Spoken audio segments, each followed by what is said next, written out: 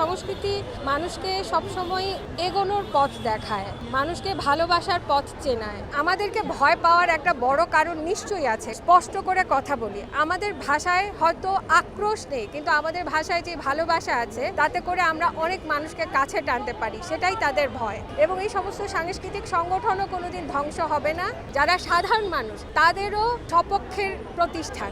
প্রথমত ছায়ানট আমার প্রতিষ্ঠান, আমি সেইখান থেকে দাঁড়িয়েছি। দ্বিতীয়ত আমি একজন সংস্কৃতি কর্মী এবং এই দেশের একজন সচেতন নাগরিক, সে কারণেই আমার এখানে আসা এবং আবাহনী মাঠের সামনে বিশ্ব মাধ্যম প্রতিবাদী সংস্কৃতি কর্মীরা ওখানে দাঁড়িয়েছেন, সেখানে আসা। এবং আমি মনে করি যে সংস্কৃতি মানুষকে সবসময় এগোনোর পথ দেখায়, মানুষকে ভালোবাসার পথ চেনায়, মানুষকে যুক্ততার যৌথতার রাস্তা দেখায়।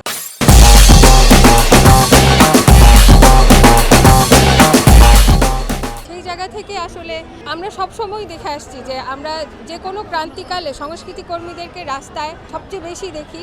অনেকেই আছে যারা সুবিধাবাদী, অনেক বেশিরভাগই আছেন যারা সুবিধাবাদী নয়। গত বছরগুলোতে লড়াই সংগ্রামে সবসময় ছিল। আপনারা জানেন যে জাতীয় সম্পদ রক্ষা আন্দোলনেও প্রচুর সংস্কৃতি কর্মী একদম সাহসের সাথে রাস্তায় ছিলেন, যেটা তৎকালীন সরকারেরও পছন্দ হয়নি, তার আগে বিগত সরকারেরও পছন্দ হয়নি। আমরা যখনই রাষ্ট্রবিরোধী চুক্তি দেখেছি, আমরা যখনই মানুষের বেশিরভাগ মানুষের সপক্ষের বিরুদ্ধে কোনো চুক্তি হতে দেখেছি, আমরা সংস্কৃতি কর্মীরা আগে দাঁড়িয়েছি এবং আমরা আবারও দাঁড়াবো।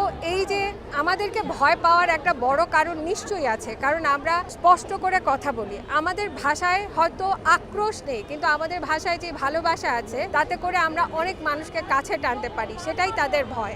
এই ভয়কে তারা আমাদেরকে আক্রোশ করে বোঝাতে চায় যে তারা ক্ষমতাধর, কিন্তু সেটা কখনোই ঘটেনি, ঘটবে না। এবং বরাবর সংস্কৃতি কর্মীরা এগিয়ে যাবেন এবং এই সমস্ত সাংস্কৃতিক সংগঠনও কোনোদিন ধ্বংস হবে না, কারণ সাংস্কৃতিক সংগঠনগুলো যারা সংস্কৃতিক কর্মী নন, যারা সাধারণ মানুষ, তাদেরও সপক্ষের প্রতিষ্ঠান। কাজে এ ধ্বংস করা এত সহজ নয়। সেই জায়গা থেকে আমরা সাহসী, শক্তিশালী এবং আমরা বিশ্বাস রাখি যে সাধারণ মানুষ সাংস্কৃতিক প্রতিষ্ঠানের সপক্ষের, সংস্কৃতি কর্মীদের সপক্ষে।